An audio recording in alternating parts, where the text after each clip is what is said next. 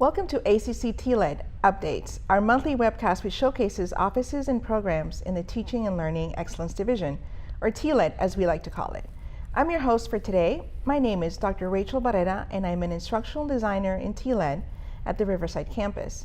Today, we've invited a couple of guests to talk with us about faculty evaluations. Should you have any questions about the information provided today, please don't hesitate to email us at tled@austincc.edu. Additionally, we'd love for you to tweet about this webcast using hashtag TLED Updates and hashtag ACCTLED on Twitter. Now, I'd like to introduce our first guest, Raja Ferris, Supervisor of Faculty Evaluations. So welcome, Raja. Thank you. I know that you've been with ACC for a while. Can you tell us a little bit about your background and your office? Sure. I've been with ACC just under 14 years. I've held multiple positions. And currently, the past 2.5 years, I've been in the Faculty Evaluation Office. So I know that we are probably all familiar with faculty evaluations. Can you talk a little bit of what services your area provides? Primarily what we do is process the evaluations, be it paper-based or for the distance learning, it's obviously online. So what we do is we process them, obviously we get them out, we get them back, and then we get the reports out to the individual instructors and then to the department chairs and or deans for them to be able, once they do their evaluations of their faculty. Great. So what other staff do you have with you? Yes, I'm very lucky to have two very great staff members. They're both faculty evaluation specialists, Norma Ruiz and Renee Gonzalez. And that is basically our staff. We do have some hourly support, but primarily it's myself, Norma, and Renee who run that office. Great. And so I know that faculty evaluations is part of SACS accreditation, correct? Yes, we are mandated by our accreditation, which is, I think every university that has an accreditation probably is mandated to do evaluations of the faculty. However, before I was even in the office, the state of Texas mandated that it's done every semester, whereas SACS just mandated once a year. So it created much more of a workload upon this office because now it's every semester no matter what. But that's the reality of our world, and we deal with it. And so about how many evaluations do you have per semester? Well, depending on the semester, obviously summer and spring are less than the fall, but we can have anywhere from particularly the paper packets is anywhere from 3,500 to 4,500 evaluations, plus then we also do the distance learning, which is probably getting up there as online courses get higher. And but how much money do you spend on paper alone? The budget that I have, basically annually, I spend just under $8,000 a year on the evaluation forms and the pink packets, and of course paying the printing company to do it because it cannot be done in-house because of the volume. We run about 200,000 to 300,000 evaluation forms and about 10,000 of the pink packets. Wow. And it is pink and not salmon. It is, to me, pink. Pink, okay. Extremely pink. Just wanted to kind of make sure it was pink and not salmon. It is pink. Great. So as a faculty member at ACC, what do you want faculty to know in regards to the process? Well, the most important thing is to be aware of the process ahead of time. Look at the calendar. We always have on our website the calendar for the whatever semester it is, and see for the session you're teaching what is the window for the evaluation, and share it with your students ahead of time. I mean, continually encourage them. Hey, we're going to do this on this date. Here's the window. And just be very, very, just communicate with them about the evaluation window so that they're not showing up going, what are we doing, why? It should be constantly a reminder over the first, if it's a 16-week session, usually the evaluation window is about the 9 to 10 week or 11 week. Remind them, let them know, and just say, hey, on this day I'm gonna do it. I've reminded, just communicate with the students and let them be aware how important the process is. Sure. And so what are the steps that faculty take to actually do the evaluation? Like I said, the paper evaluation, it's sent to them. If they're on a campus, it goes to the mailbox. If they're teaching off-site, it's usually sent home because the high schools, if they're, usually they're teaching at a high school, it's sent to their home address. Once they receive it, don't lose it. I mean, put it in a secure place. And then on the day of the evaluation that you've hopefully communicated with your students is just assign a student monitor and explain the directions. And of course, the instructor must leave, the faculty member must leave the classroom so that students don't feel like they're pressured to answer in a certain way. Once they're all done, the student monitor will collect them, put them in the pink envelope, seal it, and take it to either the mailroom, and if it's after hours, to campus manager, because there's evening campus managers at most campuses. So that's basically the process. Okay, great.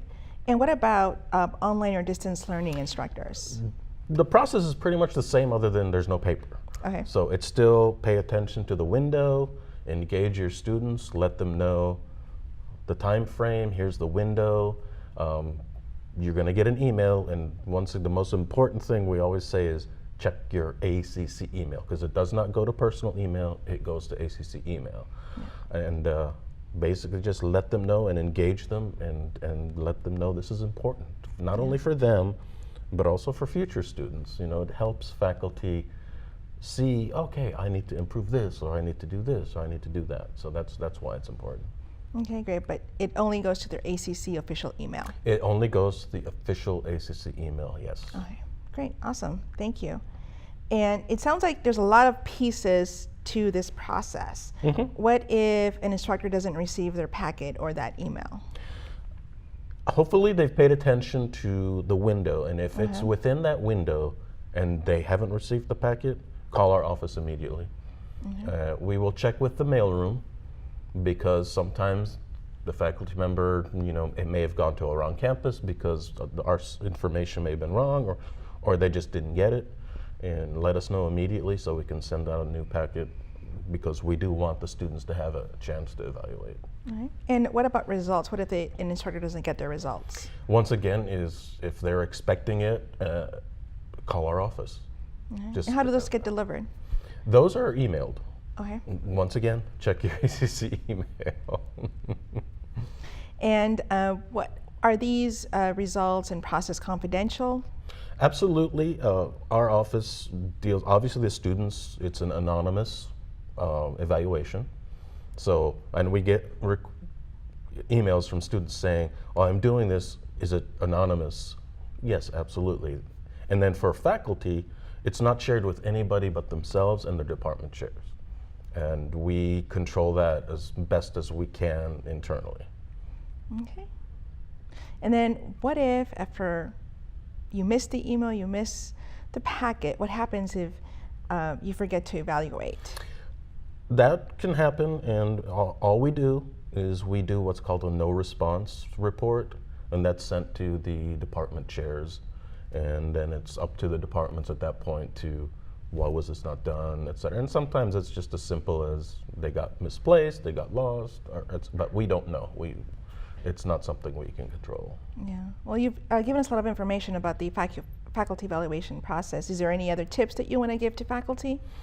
As I've said, is ahead of time, before your semester starts, when you communicate with your students, let them know, oh, by the way, here's the syllabus, of course, and here is the expectation of the course, and then say, by the way, we are doing an evaluation. It's most likely going to be done between X and X date based on the session.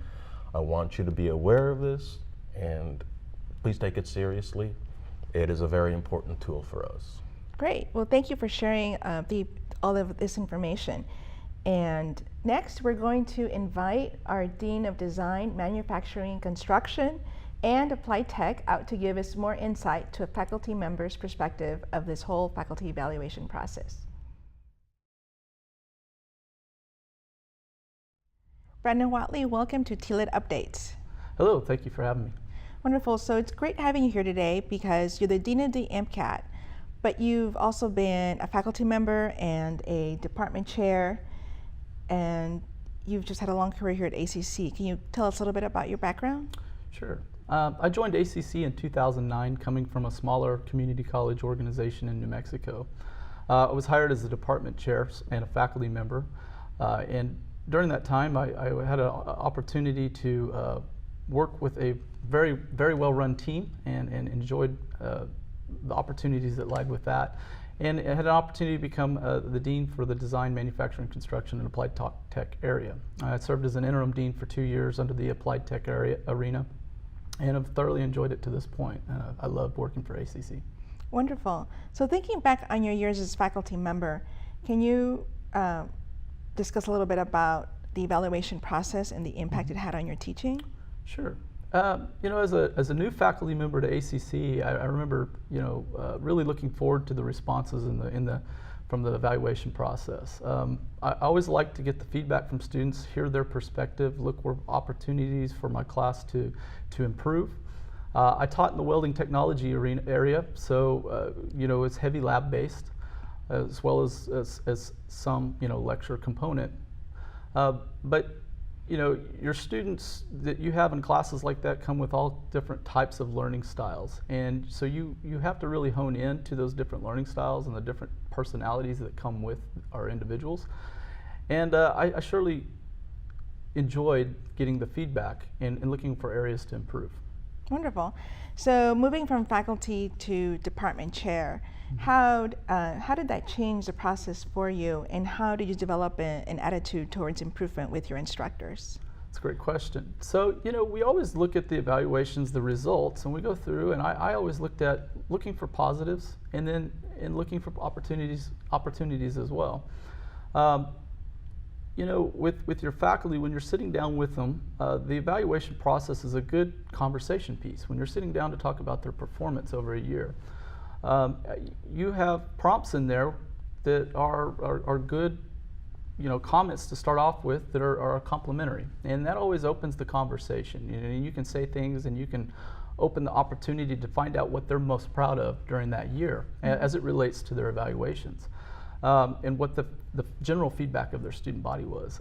So I always valued the evaluation process for that purpose. It was a good segue into a conversation and improvement, as well as accolades and how to continue to improve and strive for that excellence. Thank you. And can you also tell me more about the portfolio process? I know that at ACC, the portfolio process might be a little bit different in different departments, but can you describe the process for DMCAT? Well, for DMCAT, we pretty much followed the process as it's outlined by the book. The key takeaways for me as somebody who's reading these, and as our department chairs are reading these, is I like to see the teaching philosophy, and I like creating a faculty development plan. The teaching philosophy has an individual sit down and take the time to really think about what are their pedagogical practices and how does that improve their classroom. How does what they believe in factor into their classroom, and it's just sitting down and taking the time to articulate that in so many words. And I really enjoy in the portfolio process seeing the progression from year 1 to year 3. You can see it from resource development, from handouts to the syllabi, on through to just how they interact with you as a department chair or you as another faculty member. Great, wonderful. So now that you're dean, you have this whole new perspective and understanding of the importance of evaluations. What do you want faculty to take away from this process?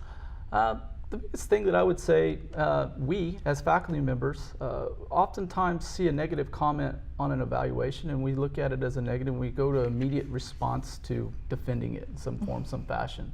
I know I've been guilty of that myself, but you have to take a step back, sit back and think about this is the student perspective and nothing more.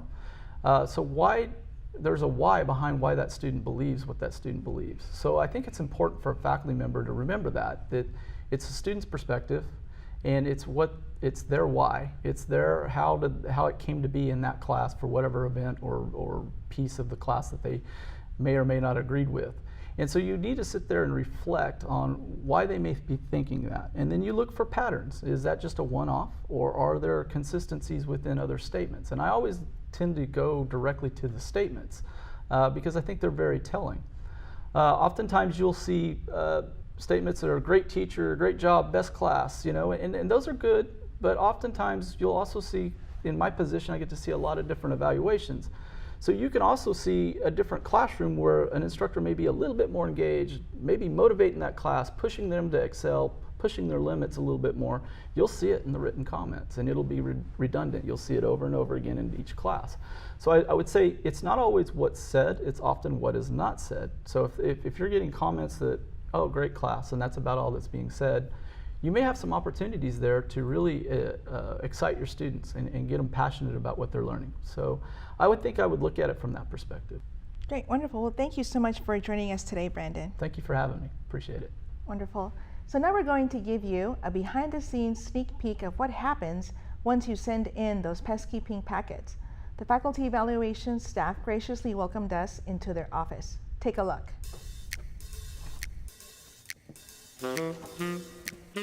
In this office, if we don't stay ahead, we get behind. It's the bright pink. It just jumps out. Pink, pink. It's a lot of paperwork. It's a lot of scanning. It's a lot of opening, filing, packaging, labeling. It's a lot of, it's just a lot of paper. Since it's so paper heavy, it takes a lot of time when they come back for us to check them, so to speak. So these have come in. So what we do is we have to unpackage them, check them, make sure that they're going to be scannable. Once they're scanned, we have to do what's called verifying to ensure that they actually were read by the scanner. Then we have to do what we call PDFing, which means we send out the PDF results to the faculty, and then we send out the results to the department chairs and deans so that they can review their faculty. You know what the Pink Panther does when he stepped on an ant? That ant, that ant, that ant, that ant, that ant, that ant, that ant. Our process is get ready for one semester, get it done, finish up the semester as it's going, and then just it's a cycle. It's a cycle of package, process, scan, send the reports out. It's never ending, basically. And emails go out, information goes out to say, hey, please get this done by this window, have the evaluation completed and sent back to our office so that we can process it in a timely manner so that you get your results in a timely manner, your department chair gets it in a timely manner. But because it's so paper-based, it takes us a lot longer to process. So thank you again for joining us, Raja. Thank you. And we just saw a video, and I just want to ask, exactly how long does this process take? It's a very long process. We have to work with so many, like as we mentioned earlier, 35 to 4,500 packets, and we have to, not only do we get them ready to go out, but then once they come in, we have to process them. So it is a very tedious process that our office has to handle pretty much every semester. So that's basically what the process is. And then plus we also have to do the distance learning courses, which is an online process, but we still have to run the reports, etc. Oh, and I forgot to mention, we also have great partners across the district.